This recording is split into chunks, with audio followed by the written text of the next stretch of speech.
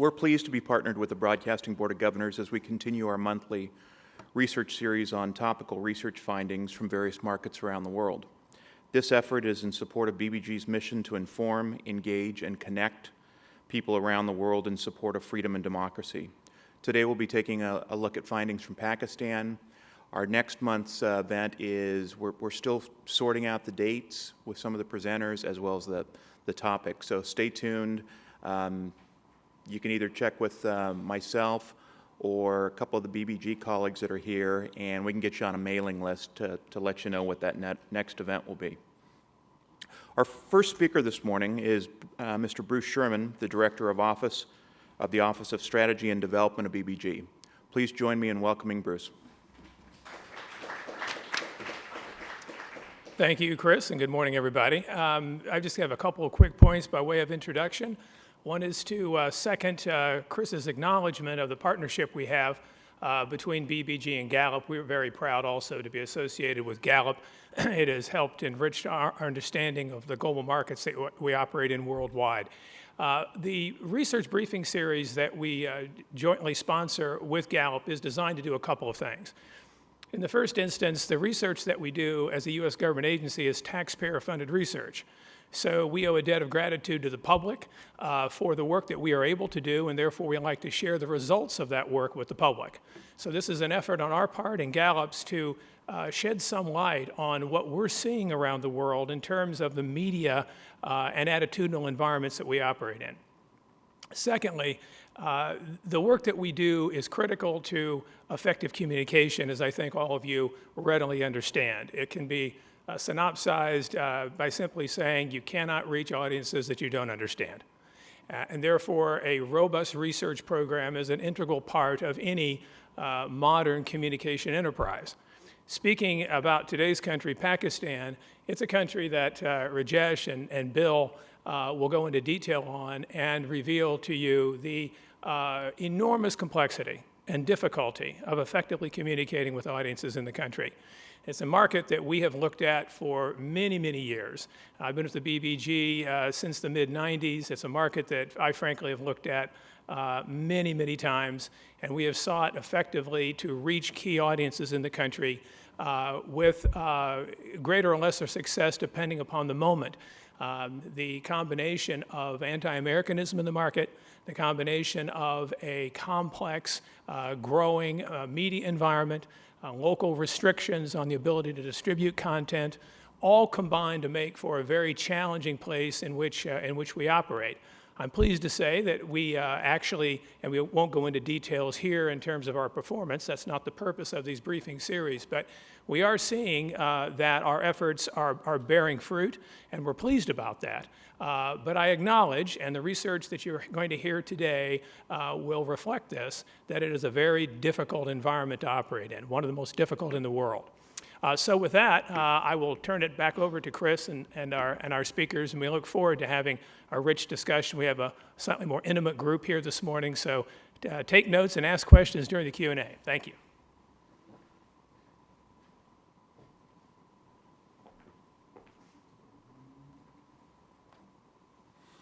Our second presenter this morning is Dr. Rajesh Srinivasan, who's the Regional Director of Research for our Asia Pacific and Middle East divisions. And Rajesh is going to share with you some of the findings from our Gallup World Poll, an initiative we run in about 165 countries. And it's a consistent look at populations around the world. So Rajesh will talk a little bit more about the attitudinal side and some of the trends over the past 10 years or so. Rajesh?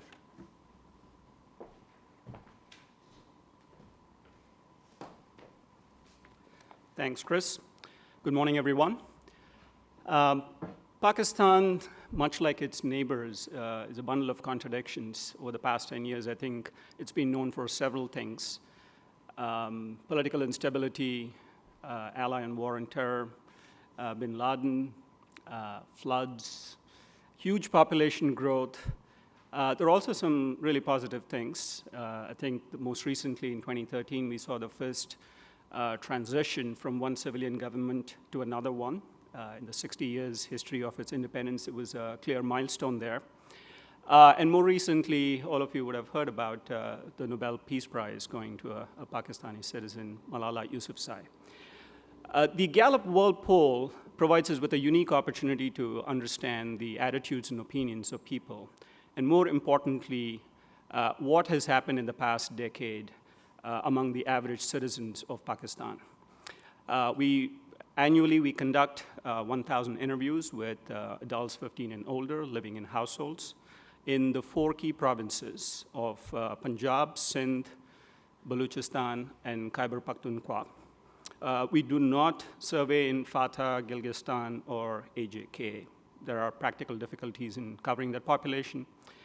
The topics typically include a wide variety of topics, including how people view their personal life, the confidence in various institutions, how they view the future, and other topics such as that. For today's discussion, we're going to be talking about 3 key areas, which we call our sort of pillars of any functioning democracy. And that is starting with functioning institutions, to what extent people have confidence in the national government, the military, the judiciary, to what extent they feel are satisfied with the honesty of elections. And then personal freedoms in terms of freedom to choose what they want to do with life, the amount of media freedom. Again, it's very important for you to remember that these are perceptions we are talking about. To what extent people, children and women are treated with respect and dignity. And finally, what kind of opportunities people have. This is only a smattering of the various types of attitudes and opinions we gather as part of the World Poll, so we're going to just dive into some of these results. Start with the military. Confidence in the military is very high. Not surprising, considering the history of the country with respect to the military having a significant role.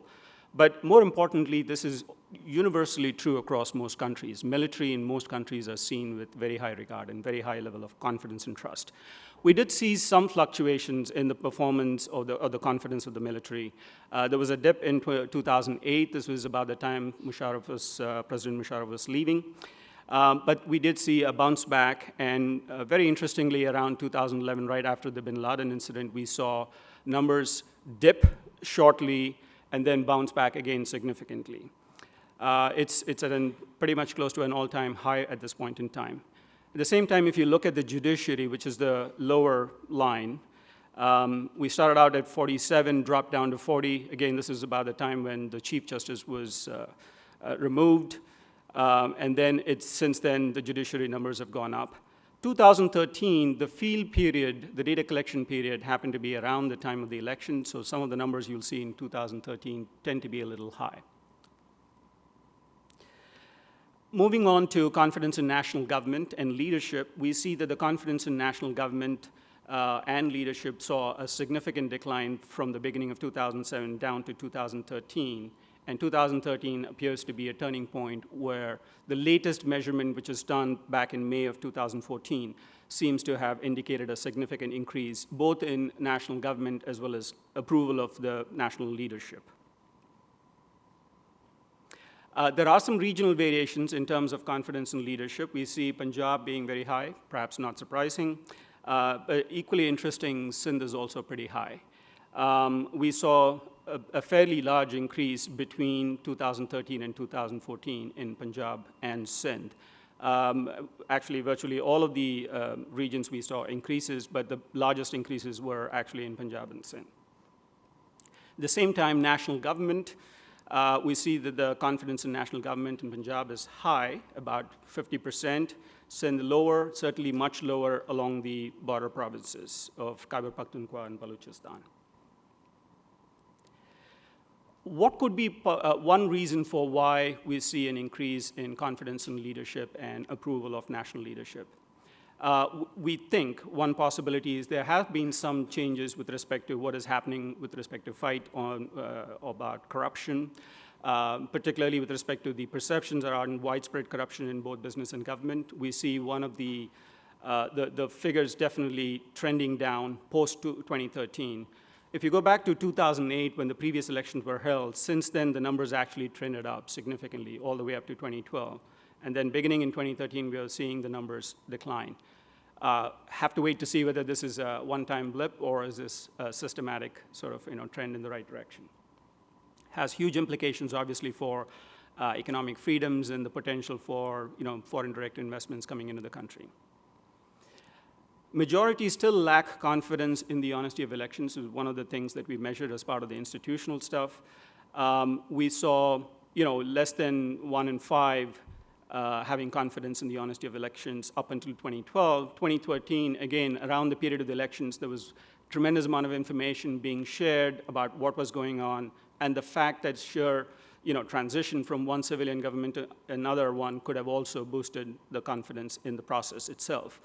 Again, interestingly, if you go back and look at 2008, it seems like the very act of having elections seems to have something to do with how people perceive these elections.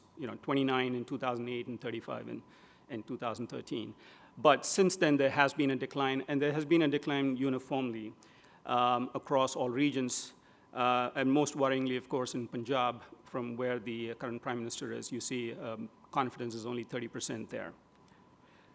This is about the time when there was a significant amount of demonstrations going on in the country, protests and so forth, so it could have played a significant role in terms of how people perceived honesty in elections.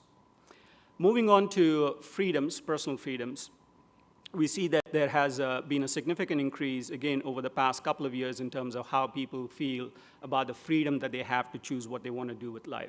Now, close to a majority, 53%, feel like they have the freedom to choose what they want to do with life. Interestingly, we see this, again, systematically happening across the cross-section of demographics, urban, rural, male, female, educated, less educated, and so forth. So it's a very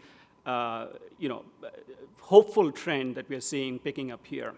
At the same time, if you look at how people feel about satisfaction with how children are treated, whether they're treated with respect or not, it's been pretty stable. In fact, it's seen a slight decline from the beginning of the trend of 2007 down to 2014.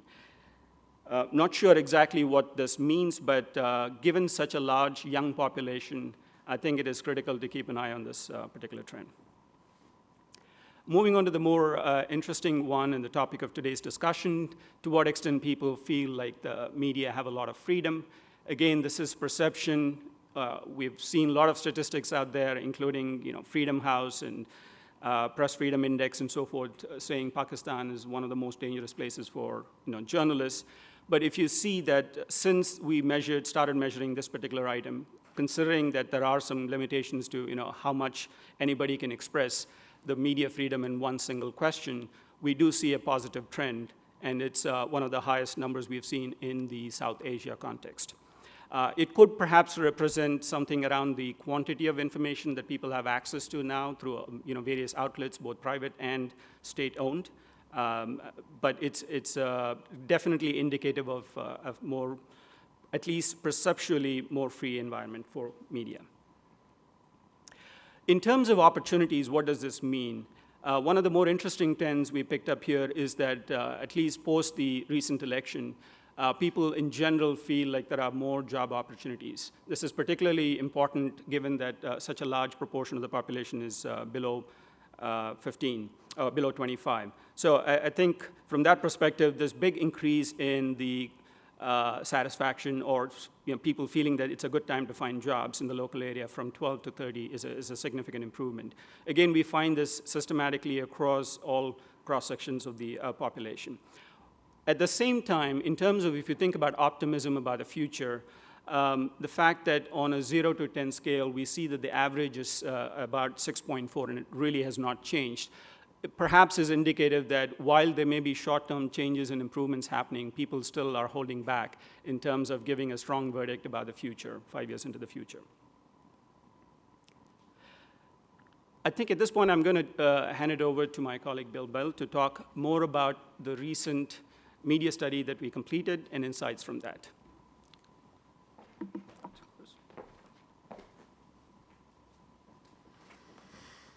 Our next speaker this morning is William Bell, the Director of Audience Insights for the International Broadcasting Bureau. Bill's a former Foreign Service officer and a key pioneer in conducting international media research, and Bill's going to be sharing with us some of the findings from the latest BBG survey in Pakistan, the media usage, and some interesting trends, particularly in relation to some of the breaks of the data. So please join me in welcoming William Bell.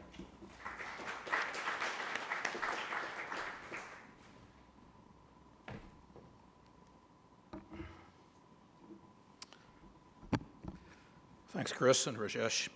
I'll be speaking to the results of a separate survey that we did in partnership with Gallup, a survey of Pakistan. I should note at the outset that, like the survey that Rajesh spoke about, this project did not cover the Fatah region or Kashmir, which is significant in that we've seen from previous research that media consumption patterns are quite different in those very unstable areas. So you see on the slide here what I'm going to speak about today. I'm going to give you an overview of the media scene in Pakistan. We'll talk a bit about the main information platforms that people use to get news and information. We'll talk about what some of the main channels are in terms of local preferences, especially for news. Look a bit at some of the regional variations around the country in terms of how people use media, the extent to which people trust different media outlets and media in general in Pakistan. And then I'll close with a quick look at the digital, mobile, and social media sectors and how those are developing in Pakistan. But before I get into the meat of the discussion, I thought it'd be perhaps useful and interesting to present one slide, not having to do specifically with media, but about Pakistanis' perceptions of the most important problems that they face as Pakistani citizens. This is a question we run on most of our surveys now. And the figures you see up there on the screen represent the percentages of our survey respondents who identified each of these problems as among the most pressing they face. And perhaps unlike what we in this room and elsewhere around Washington think of, when we think of Pakistan, we tend to often think of political dysfunction, of security issues, of terrorism, and so on. What's on the mind of Pakistanis is rather different. You can see here that the most important problem by far that Pakistanis think about is power cuts. There's simply not enough electricity to go around, and that's a huge impact on everybody's daily life in Pakistan. And this, by the way, is true across all demographic groups, even higher income and urban populations, as well as poorer Pakistanis. The other problems are primarily economic in nature: inflation, unemployment, and so on. And you can see that terrorism, which might be more to the fore of our thinking, is fairly far down the list in terms of Pakistani concerns. So with that by way of context, let me get into the media portion of the presentation. We'll talk a bit about now how Pakistanis get information.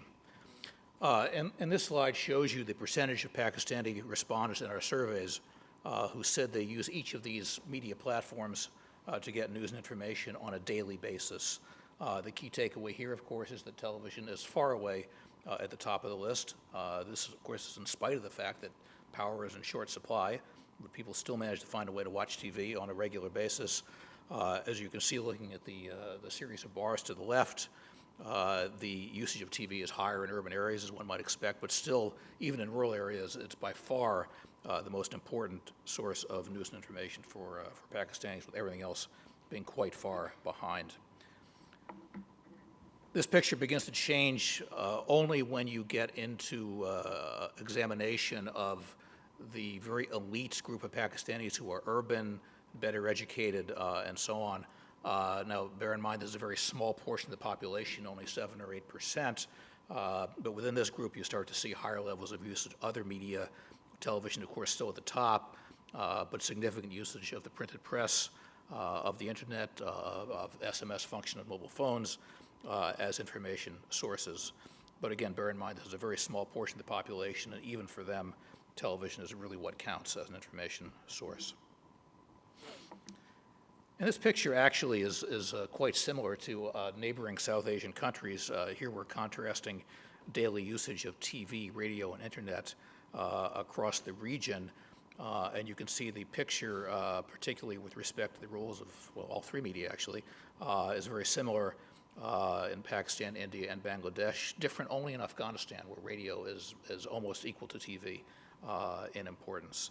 But in general in South Asia, radio is pretty much a niche medium by this point. One of the interesting things we've observed over the years in Pakistan is the continued and rapid growth of cable TV, accompanied now by satellite TV as well, and a concomitant decline in the percentage of Pakistani households who have access to TV only via terrestrial transmissions. You can see on this chart here that we're now up at about 45% of Pakistani households that have access to cable, and about 15% with access to satellite. So it's a pretty big number. And if we break that down a little bit further, here we're dividing up the population by reference to their means of television access. And you can see that a fifth of the population still has no TV at all, and another fifth has access only to terrestrial TV. The rest of the population have access to either cable or satellite. And this is a pretty important finding because it effectively divides the population into two portions, almost two halves, in terms of their media accessibility. Those on the left side of this pie, if you will, with cable and satellite, have access to a wide range of Urdu and, of course, the English language television channels, so they can get information from many, many different sources. Those on the right side, with no TV or only terrestrial TV, have access, if at all, only to state TV and other public sources in Pakistan. So they're in a much more information impoverished world, if you will, than those with access to cable or satellite. So two very, very different portions of the Pakistani population. And this difference shows quite dramatically if one looks at the specific channels that these two groups identify as their main information sources. And I should stress here that while we ask about most important information channels without reference to actual platforms, it's invariably television stations that come up at to the top in this question. But here we're contrasting in the green, the dark green bars, Pakistanis who have access to cable and satellites, and in the, I guess you'd call it light green up on the screen there, the light green bars, those who do not have access to TV or to have access only to terrestrial TV. And you can see the big contrast here is that those in the non-cable and satellite group rely primarily on state television, PTV, as their main information source. All of those with cable and satellite access effectively reject PTV as an information source and cite one of the other stations, Geo, Express, and so on. So again, these two portions of the population are quite different in where they can go for news and information. So let's talk a bit now about some regional variations in media behavior, which, as you'll see in a moment, are quite significant. We've just been speaking about differences between those with cable and satellite access on the one hand and those without. Those groups represent quite different portions of the populations of different regions. And you can see here in KPK, and forgive me for using the initials, but I don't want to hazard the name in Urdu, in the northwest of the country. You can see 3/4 of the population there either have no TV at all or have only terrestrial access. A very different situation in Sindh, in Punjab. Sindh in particular, you can see that 3/4 of the population do have cable and satellite access. So there's some big regional differences in terms of the kind and quality of TV that people are able to access. My own thanks. And this shows up again when one looks at the the actual channels that are being used for news in the different regions of the country. And you can see, looking at the 4 regions,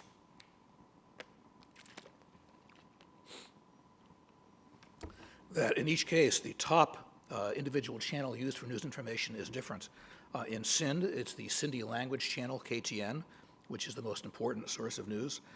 And KPK, as we just saw, where there's very little access to cable and satellite, is PTV, the state channel, Express in Punjab. And then Baluchistan is quite interesting. You can see Geo TV at the top, but BBC plays a very prominent role there, probably for its Pashto language broadcast, because Pashto is widely spoken along with the Baluchi language in that province. And also, you can see here VSH, which is a relatively new Baluchi language station. So we're seeing now some significant interest in regional language broadcasts as well as Urdu around the country.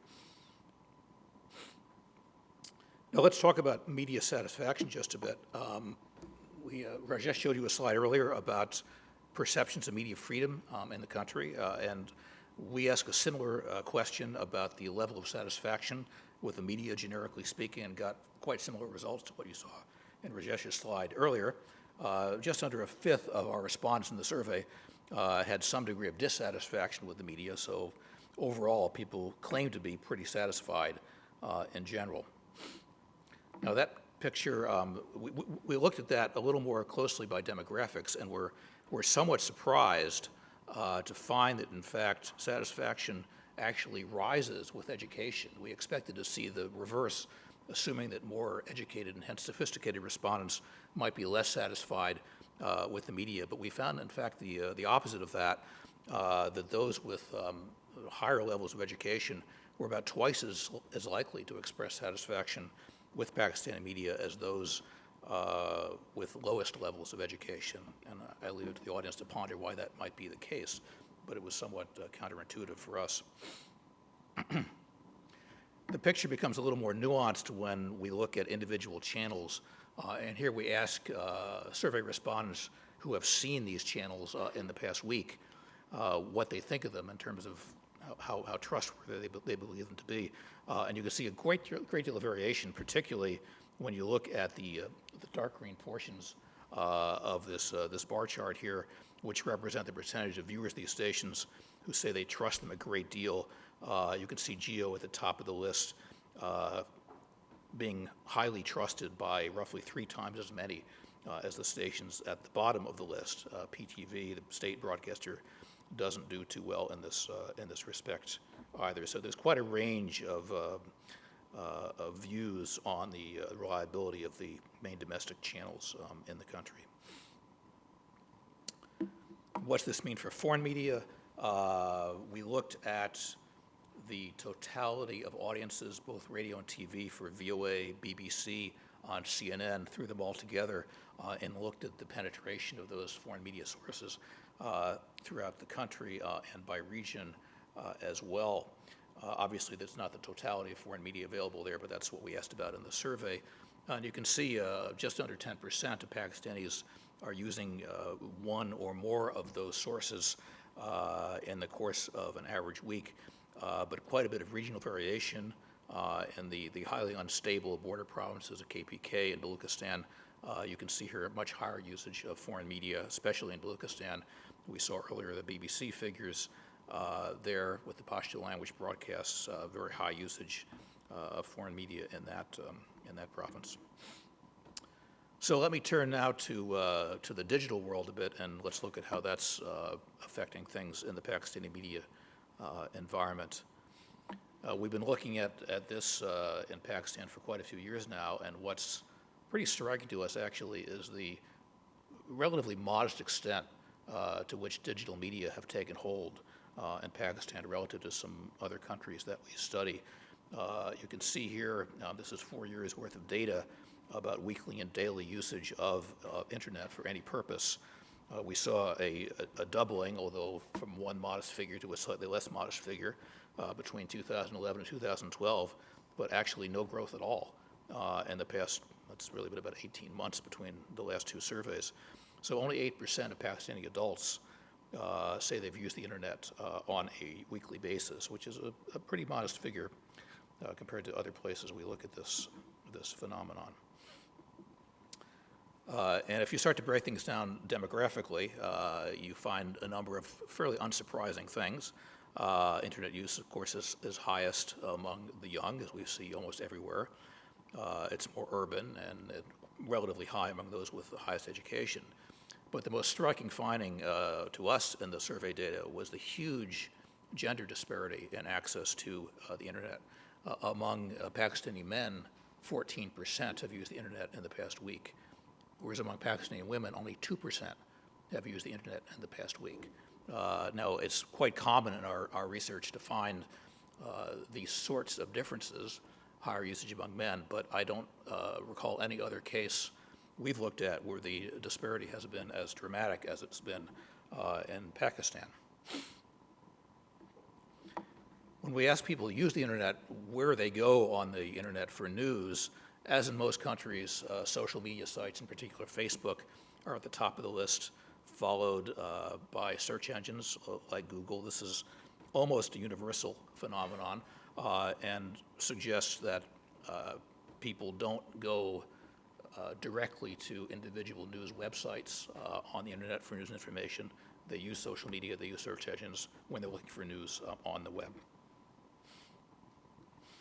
Almost all internet users in Pakistan access the web in English, the majority also in Urdu, and a small number in Pashto. As we see in much of the world these days, the mobile phone is now the main means of accessing the internet in Pakistan. 72% of weekly internet users cite the mobile as their main means of going online, or one of their main means. 56% cite desktop. So mobile is critical, although we think still a lot of room to grow because 3G services that really make it much more easy and pleasant to access the mobile web are just now taking off in Pakistan. So we're expecting much greater growth in that in the coming years. If we look specifically at mobile phones, just over half the population, or half of Pakistani adults, say they have a mobile device personally. But again, you can see a huge disparity between men and women in that respect. Only a quarter of women say they have a mobile. 85% of men say they have a mobile. Based on previous research we've done of a qualitative nature, we'd attribute this, at least in part, to cultural factors. There's a significant amount of suspicion about what women are going to do in this very conservative society with a mobile phone, particularly younger women who might use the device to do things like talk to boys or something similarly objectionable.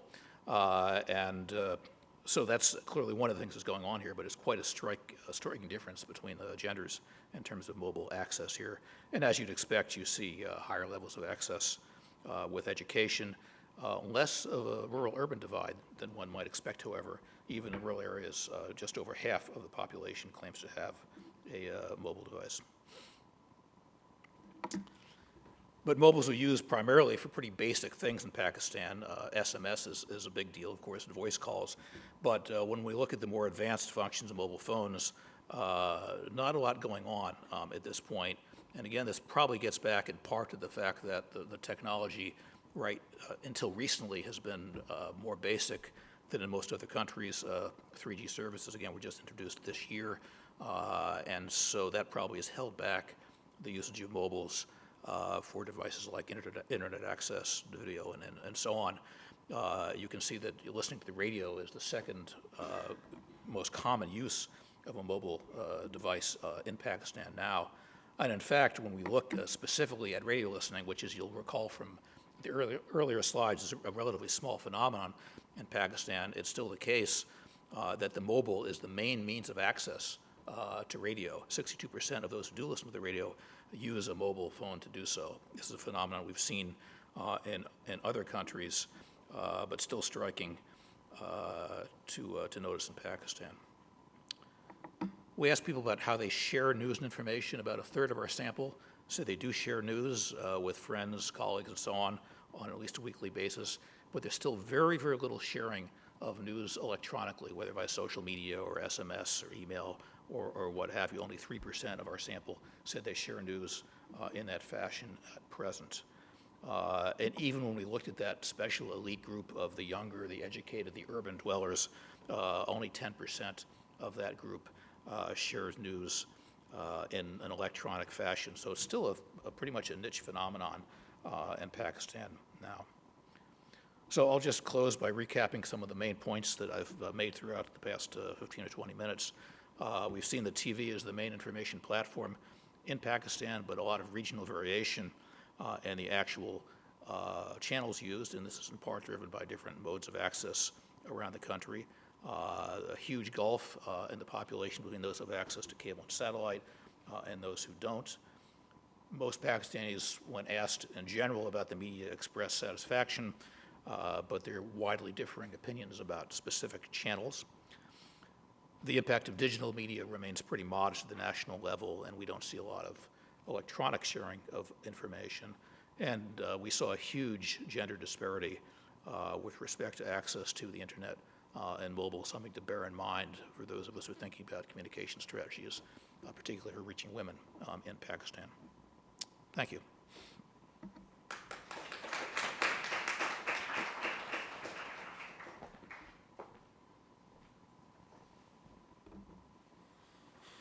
Okay, we have time for a few questions here. Anybody have questions? I've got colleagues with mics here, and if you just state your name and your organization.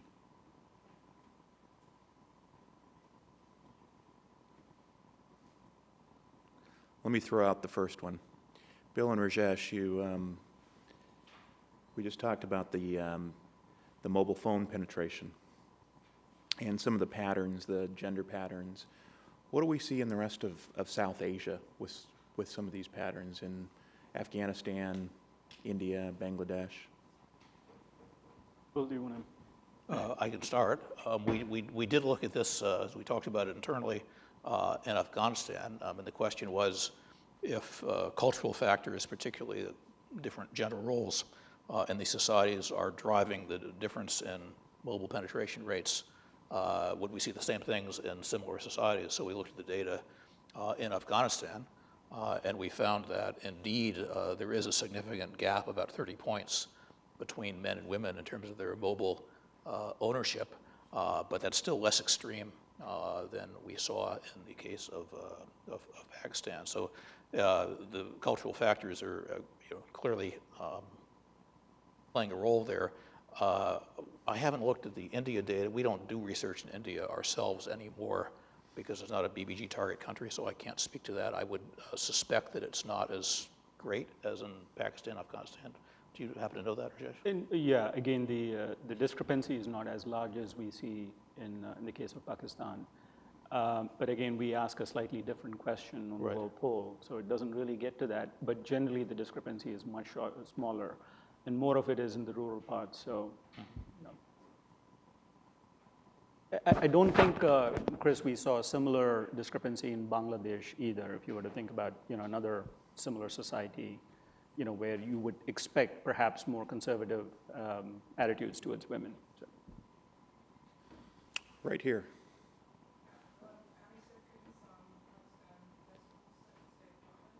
Yep, you got a mic right there.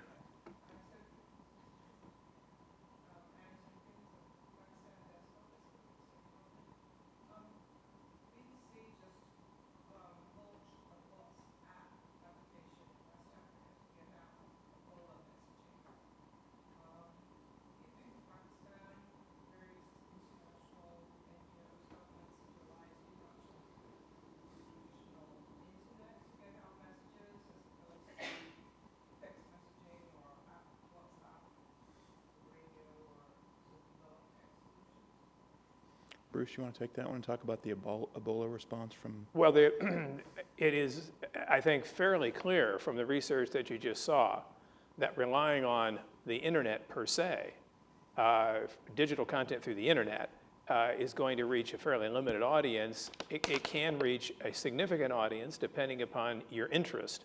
If you want to reach a mass audience for health information, as opposed to an elite audience for political information, you're going to have to look at alternative means in Pakistan.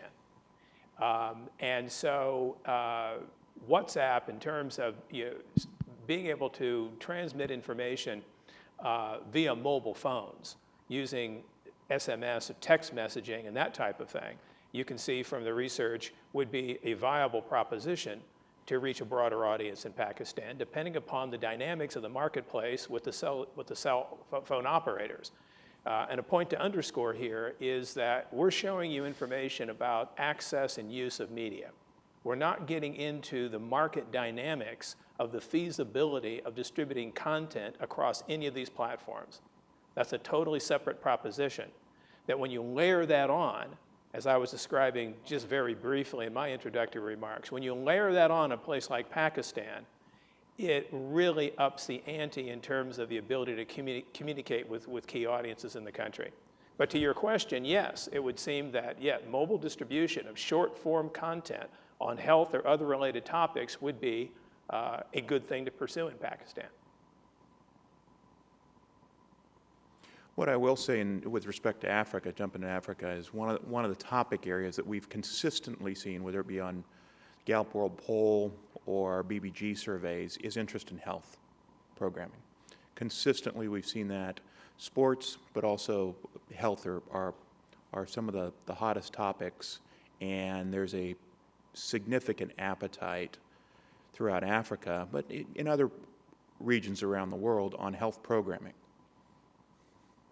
Just in terms of talking about the use of different platforms to respond to needs of populations and the kinds of activities that U.S. government communicators might wish to engage in, you saw from the data the importance to Pakistanis, first and foremost, as Bill's slide indicated, of power cuts as being a primary concern to Pakistanis. But just underneath that were pocketbook issues, including jobs. And mobile phones in different parts of the world are now being used, as many of you know, to allow people to submit resumes, to do job interview practicing. There are all kinds of creative ways of using mobile, even rudimentary mobile phones, that can be in service to the local population for basic development, if the interest of the communicators rests with basic development. The interest of the U.S. government, and we've directly participated in this over the last dozen years, since 9/11 in Pakistan, has been to counter violent extremism. And yet, as you can see, violent extremism is a concern to Pakistanis, and particularly and regionally, it's of greater concern in places in Pakistan than others. But it's not Pakistanis' top concern.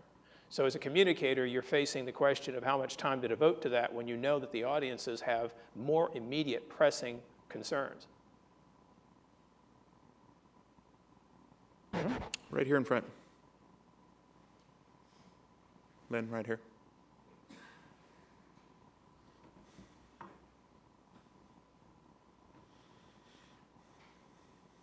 My name is Abdullah, I'm a teacher. I want to comment some of the things that I don't know whether this was like your portfolio to do some further research on these things or not. How this was done, I'm sorry I've not gone through that. I don't know like how this research was done regionally, especially if you see two major regions like in some of the clips I saw that the BBC is more listened in like Balochistan because of the Pashto speaking people. It's not, to my opinion, it's not correct. Because the Pashto population, if you take Khyber Pakhtunkhwa, that is about more than 70% of Khyber Pakhtunkhwa is Pashto. If BBC was famous in Pashtuns, so it should have been in Khyber Pakhtunkhwa, not Balochistan. So that's a comment. Like in Balochistan, like Pashtuns are only like 30%. If you include the Afghan refugees, it may be like 35%. But like the reason for listening the BBC in Balochistan is the ongoing issues of Balochistan with the federal government. So they don't trust on the federal government medias and the federal government channel, as it was shown in your clips, that the main source of information is PTV, that is Pakistan Television Network, that is run by the government. And I was expecting that like maybe like it's go to the reasons of why this is happening. So I have not seen that. Maybe this is not your job, so you have not gone through that. For audience like me, we would be more interested if we see the what are the reason why these like data is coming down on trust on the government or trust on the military especially. Why it is so. So the military, if you take region by region, if you say like according to the election, the Balochistan, only 7% trusted on election. That is the research, your research says. If you go further to the ground, if you are talking about the media, none of the international media is allowed to go to Balochistan. It is not because of the Taliban, it is not because of the Baloch militants. They are threat for the media or journalists. it is from the state, because state doesn't want to show what is happening in that region. Like same cases with the needs, like electricity is the problem, major problem. It was shown that yes, it is, no doubt, in Pakistan. Like energy is the major problem in Pakistan. But if you go further from the cities to the rural area, then it may not be the electricity, it is the poverty. Because if most of the, I have observed, I'm not talking about your one, but I'm observed like most of the research have been done in the major cities of the Pakistan, like Lahore, Islamabad, and Karachi, Quetta, and other parts. So such thing like make, see what the hell's. Can you share that, what was the process collecting these all of information? Let us answer your question about how the survey was done. My colleague Bill will talk a little bit about how the interviewing is done, who the interviewing is conducted by, and geographic dispersion and sampling. Bill? Yeah, this was a nationally representative survey that covered the entire populations of the 4 main regions that we showed on the screen, 3,000 Pakistani adults. There was no attempt to oversample the cities. There was a wide sampling of rural areas in proportion to their representation of the population as well. We actually had a larger sample in Baluchistan than the population would suggest, because we wanted to get a special understanding of that province. And in the normal proportionate sample of Pakistan, one would only find a small representation of Baluchistan because the population is fairly small. So we actually did 500 interviews in Baluchistan and followed all of the other normal survey protocols in terms of sampling and everything else. To address, you raised a number of different issues, and I'm not sure I can address them all. The bottom line is the data show what they show, and we can't always explain why we see certain things that may be counterintuitive in some cases. I take your point about the use of Pashto in KPK versus Baluchistan. Obviously, it's more widespread in KPK, although, as you yourself said, a significant portion of people in Baluchistan do understand Pashto, even if it's not their main language.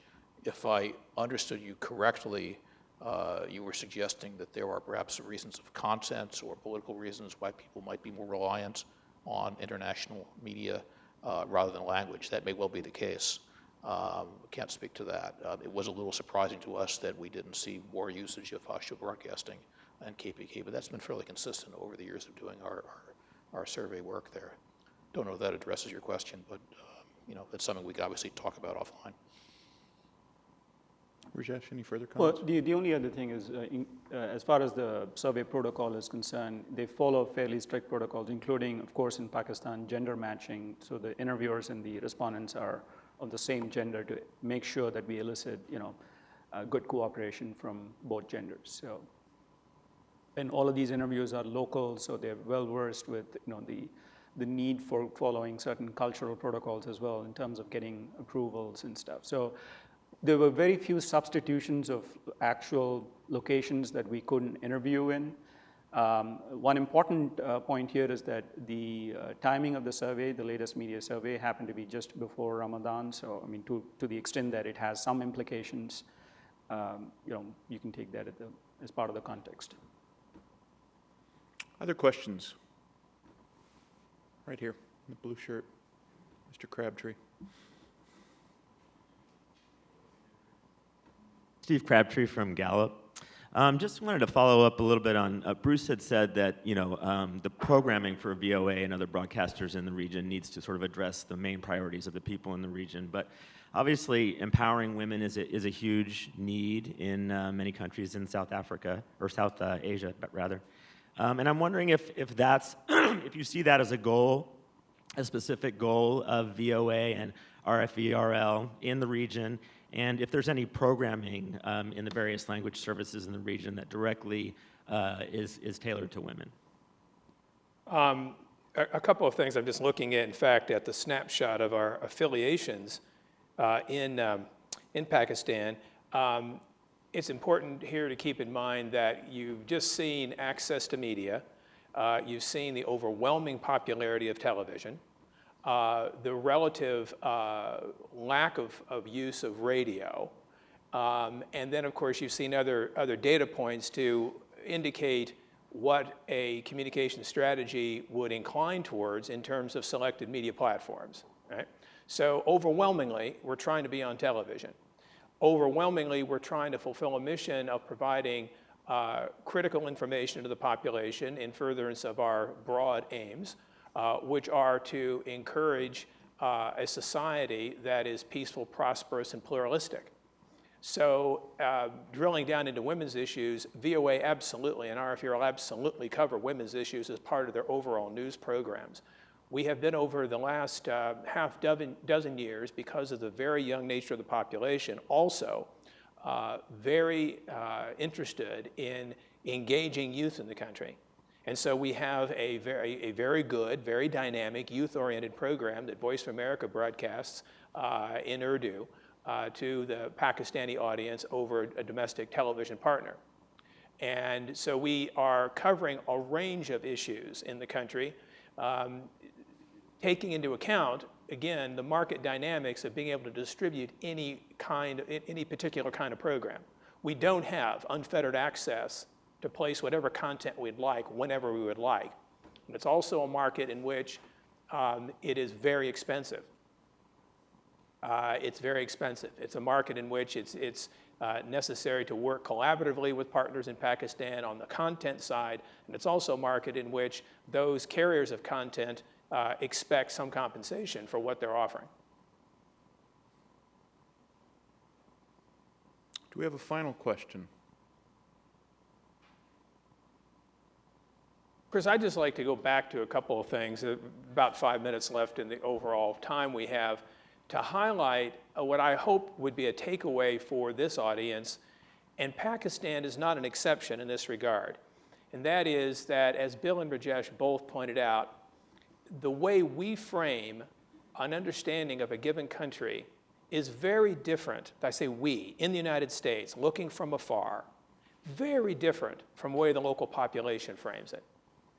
The way we project, which we do every single day, about what is of interest to people, what matters to people, what media they use, is very different from the reality. And one of the things that we really hope can come from these briefing series is an improved understanding of what local reality looks like.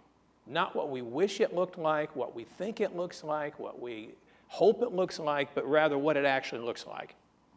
And again, what matters to people in terms of everyday pocketbook issues and daily life issues is a takeaway, I think, here. And I also think the takeaway in terms of traditional media use. And again, I say this in reference not just to Pakistan, in many markets around the world that are very important for the United States to communicate effectively with, the use of digital media of any kind is very low. And when we speak about the changing nature of media, and a day doesn't go by in this country when there isn't another forum on how digital media are changing everybody's lives. They are in more advanced societies, and they are progressively at different rates in other parts of the world. But there are many places where it hasn't happened yet. And you've seen a flatlining between 2012 and 2014, as Bill's slide showed, on weekly use of the internet at 8% nationwide in Pakistan. Yes, it's higher among better educated, urban, young men. But it's not for the general population. And therefore, being effective on a platform, tried and true, old-fashioned as it might be, television, is incredibly important for any organization that wants to communicate with audiences in Pakistan. That has other effects, though, in that you are going to have limitations in the degree to which you can target narrowly specific audiences using television. It's not the niche target tool that digital media can be if you're trying to reach 15 to 30-year-olds who are better educated and in their 20s, college educated, and so forth and so on. So all those things shape the communication environment and the dynamic and explain why we do what we do, or why the BBC does what it does, or what any outside broadcasting organization is able to do, period, with a huge overlay of limitation, fairly severe limitation in a place like Pakistan as to what you can practically get done. Not what you'd like to do, or what you think you should be able to do, but what you can actually get done. And it's this kind of research that is just critical for us. I think anybody looking at this presentation from across the domain of US communication agencies could immediately see here fundamental direction for a communication strategy in a half an hour. And that's why we hope this series is informative in that regard. Thanks, Bruce. Any final questions? Okay, let's give one last final round of applause to our presenters. Just a reminder that we're still working on scheduling our next event. Stay tuned. If you want to get on the mailing list, the email address is here, and they'll provide you with an update on our next event. I'd like to thank you all for coming, and we're adjourned.